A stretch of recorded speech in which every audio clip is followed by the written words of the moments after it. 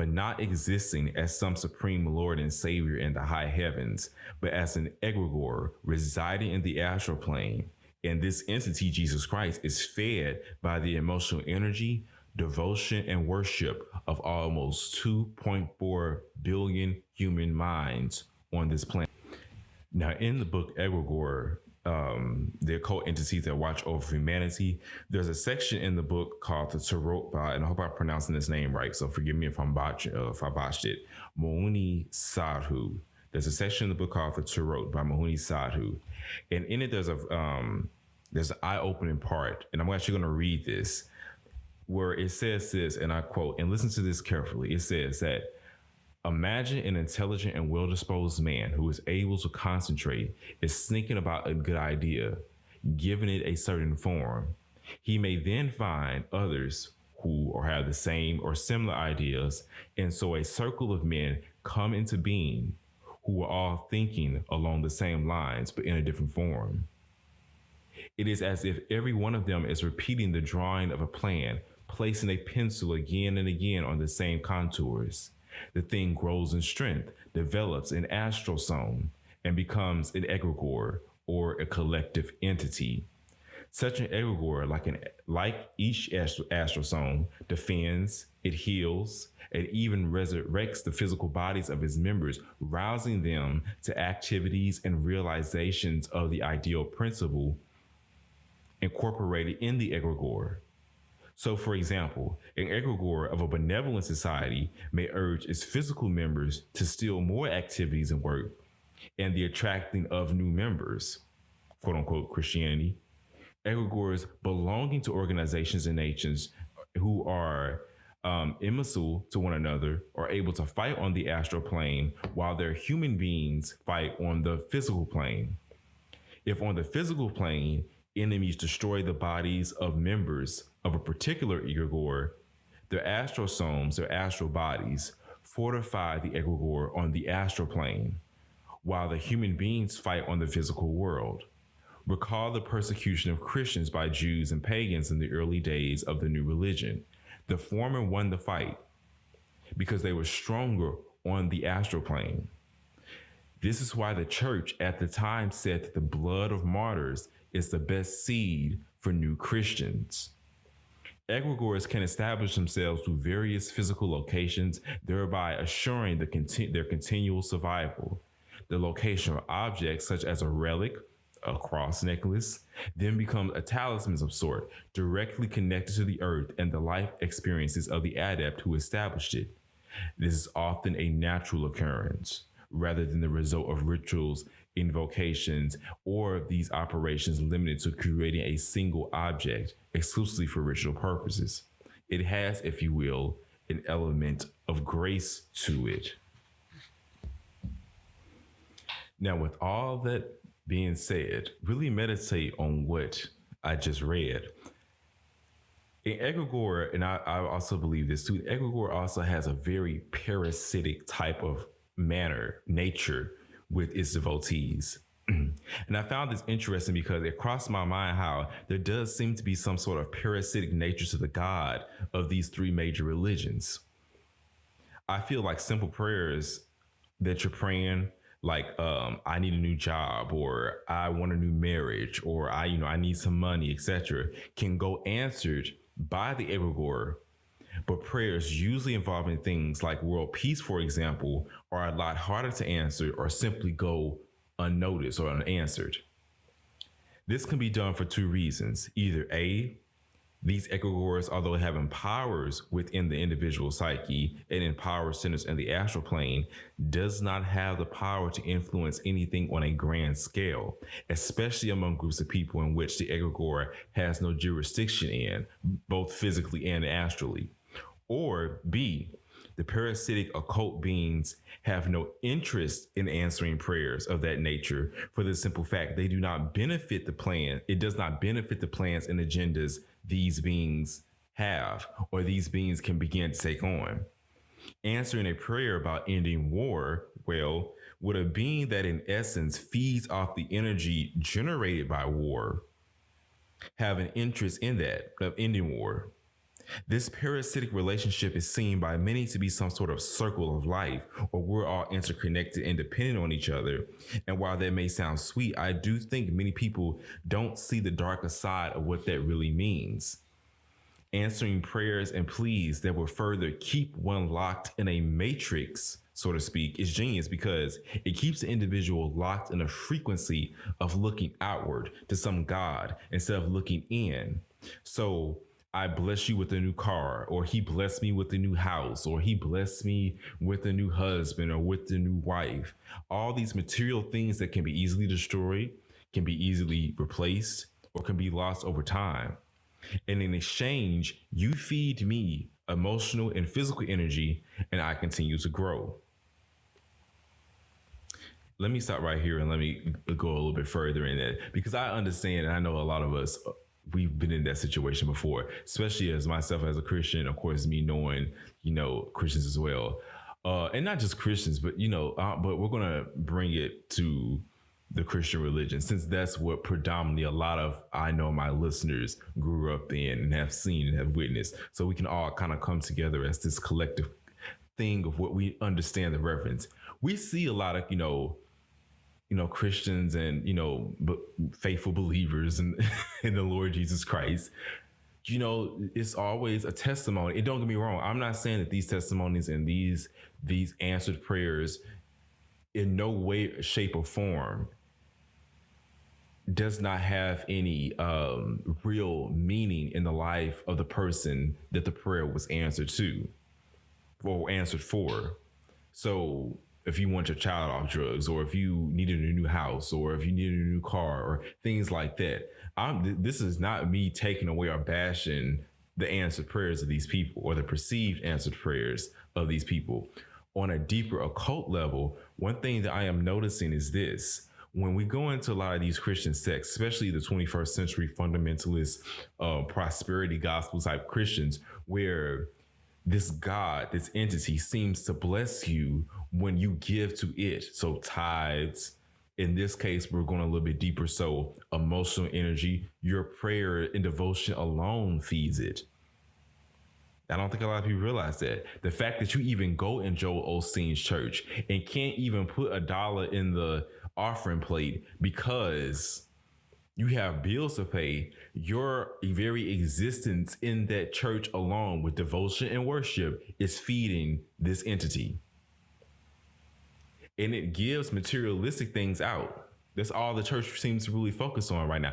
Any type of deep occult understanding of the universe, mainly this Christian entity. Let's uncover the mask with it. I'm getting into my Bobby Hemmett mode right now, so bear with me, y'all. Mainly this Christian entity seems to offer and give the prayers on a very mundane level. But to get any higher up, it seems to, remember in the beginning, it did not even want Adam and Eve to even know the knowledge between good and evil. And it was a great sin resulting in the fall of man, or the fall of Adam and Eve, or man's fall from grace and entering into sin and stuff like that. Why is it that this being seems to want to ensure that you have a material existence, but anything deep and anything of any substance or anything of any value that really explains the natures and origins of the universe, a lot of these entities seem to be silent on it. I feel that, like I said, you keep your devotees in this lockdown, so to speak. So they're constantly dependent on you. They're constantly dependent on me praying for you, and I need this, and I need to come for you for that. And this entity would never truly, and it's claiming to be the ultimate God, it will never truly change the world on a very drastic, fundamental level, even though it has to. See, this has nothing to do with, and excuse me if I'm rambling going off, but listen to what I'm saying, y'all. See, this has nothing to do with changing the world in the sense of changing the laws of nature or changing, gravity or changing, our ability to fly into space. No, nothing like drastic like that. But I'm saying changing things on this earth in a way that a lot of the things that you pray for, you no longer have to even consider that to be a prayer because it's there. You know what I'm saying? I don't have to pray in the morning to get up and walk. Now I can get up and be thankful that I can walk. But you know what I'm saying? Most of us don't wake up in the morning praying that, okay, Lord, before I get out of this bed, make sure my legs can stand and make sure I can walk. No, we just get up and we just walk. And we can become thankful for that I can see and that I can hear and I can, all that kind of stuff. But going back into what I was initially saying, these entities that these religions pray to, these egregores, so to speak, I do not believe personally for myself that they have any real interest or any real agenda in helping people helping the collective on a drastic level. Because once human beings kind of get what they've been needing or get what they want, they quickly move on to the next thing. Our attention span is like that as human beings. And remember, we're locked in an independent parasitic relationship with each other. So that entity may even continue to produce, and we're going to get into that, produce events and situations that keep you coming back to this entity with your prayers, with your devotion, with your worship, with your offerings. So ponder on that for a second. Because in reality, the dark truth is majority of people truly don't care about a will of God. We simply take our wants, our desires, our prejudices, and agendas and project that on the God in our mind. So it's God's will that I should be materially rich. And to back it up, his word says I should be materially rich. Man in his ignorance simply likes to bring things down to his level because the thought of occult beings actually having an agenda on what they want to see happen on this earth is too far-fetched for some. And I will say that that's probably more so of a modern world type thing. I do believe our ancestors understood the reality that these entities played and how we interacted with them and how our interaction with these entities had a real world consequence in reality. I don't think that we should just look at our ancestors and think that these were just and most of us don't. Most of it, if you listen to this podcast, you probably understand that these entities and our ancestors and things like that are not something that we just do. No, we have to understand that these things do have a very real world effect on, like, you throw the pebble in the river and the ripples continue to go. That's kind of what we're dealing with here. So let me repeat that again. I said, man in his ignorance simply likes to bring things down to his level because the thought of occult beings actually, and when I say occult, of course, it's just hidden. Occult beings actually have an agenda on what they want to see happen on this earth is too far-fetched for some. We live in a spiritual reality just as much as we live in a physical one. To say that man is responsible for every single thing that happens on this earth, to me, is really childish. I believe the parasite has become so embedded in us that the parasite and the prey has become linked in a way where they can't tell the difference from each other. Man may be the physical vehicle used to enact the change within the physical 3D reality, but the origins and mindset and ideas that are coming to him are from another world entirely. Let me say that again. Man may be the physical vehicle to enact certain things on this earth, but a lot of times maybe the origins of his mindset and his ideas and the things whispering things into his consciousness may be coming from another world entirely. See, the human body is simply a house, a temple, a vehicle, so to speak, on the physical plane. That is why all around us, you could be surrounded by humans, quote unquote, that look physically human but are not physically humans, aka the politicians in the White House and all the ones that y'all really cramming everybody to vote and die for. I feel many times we want the alien to look like something other than us because it puts a framework and a context in the mind that this is something other than me.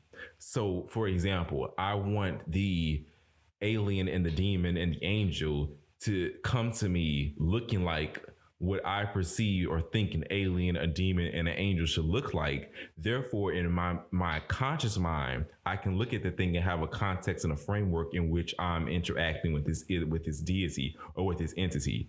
If you come to me as an angel, a demon, or an alien, and you look just like the person down the street, then my interaction with you is going to be how I interact with a human. And what you were trying to do or what you were saying to me may go completely unnoticed because my human mind was simply thought it was looking at another human. You see that in the Bible where it says, be careful who you entertain, because you could be entertaining an angel unbeknownst to you.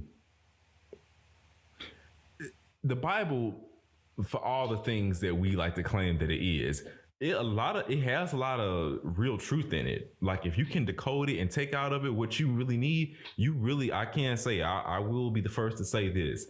I'm not no Bible believer in a sense that I think is a dogmatic book and it's the word of God and we need to believe everything. No, I strictly use the Bible as a decoder and a grimoire. That's pretty much personally how I use the Bible for myself. So we see this in the Cthulhu mythos by author H.P. Lovecraft. When the characters come into interaction with these otherworldly gods or beings, that even the sight of them can drive them crazy. The science behind this is that the being is being seen as it will look on its own native frequency, which in the human mind, it can't take it. We see this in the Bible when no man can look at God's face or can see how God really looks and live. Could it be because the real image of God is so alien to the human mind that it could drive you crazy? Think about that. If you really saw God's face, if you really saw what God, when I say God, let's just say the supreme intelligence. Well, let's just say any God, for example. Let's just take the Christian God, for example. If you really, from that context, if you saw God's face, so to speak, but you would have to die if you saw it, then what is it about God's face that constitutes that I have to die when I see it? Or is it that me seeing this entity's face or its real image would drive me crazy that I probably would end up dying just from the sure amount of what my mind and frequency and body can take? When we evoke the Loa in voodoo or call on any sort of entity to take possession, you rarely see this entity manifest in its natural form. No, it takes a human host to appear because this is a vehicle in which it can occupy 3D space for a certain length of time. We see this even with ghosts and disincarnated spirits that were once human. Many of them appear only for a second and then they quickly disappear. And I think this has less to do with generating the shock and awe factor in people and more to do with their form cannot occupy 3D space for a long period of time. Seeing these things on the astral level isn't a whole other thing entirely because it's not trapped and dependent on the laws of 3D space and time. So going into that, when you see ghosts or when you see, apparitions and poltergeists and things like that. You watch these ghost shows and people, he was just standing right there and then he disappeared. Things like that. I think what it is because it's not because it's trying to scare you, so to speak. It's because I believe that the spirit and the form that it's currently in, something about the laws of 3D physical reality, third dimension physical reality, these spirits cannot occupy that space for a very, very long period of time. So it is like, okay, you saw the ghost standing right there and then it quickly disappeared or quickly left. I think that's what it has a lot to do with. So then when you see demon possession and demons coming and, and it's in a form of a person, that's because they have to take the physical vehicle that can move around in 3D space and time in order to interact any type of change or have any type of interaction with human beings for a longer period of time. So meditate on that and see how you think about that idea or that concept.